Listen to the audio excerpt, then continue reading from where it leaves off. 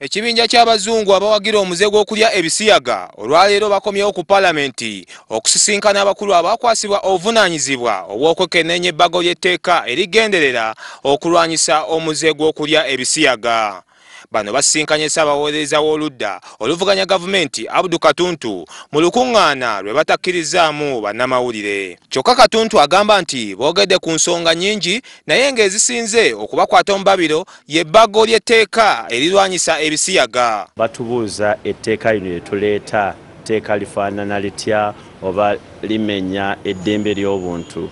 Tugezaako okubannyonnyola tuti obulombolombo bw'ensi amadini ge tukirikizaamu gonna tegakkiriza bigambo bya bisyaga.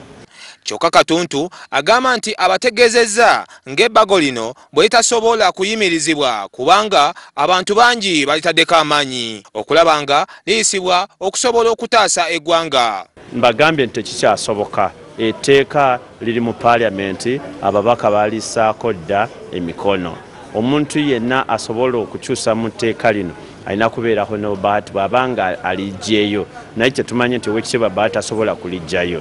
Tubagambye ekintu kino bakirekere kubanga ensi yaffe erina omuze guno, ate ffe eddiini lyaffe ebyobuwangwa byaffe tebikkiriza muntu yenna kulya bisyaga. Naye bw'oba oyogera ku ddembe ery'okulya ebisiyaga nga bwe tulina penal code yaffe, ekyo twakitwalanga musango, tugutwalanga omusango mu Uganda wano.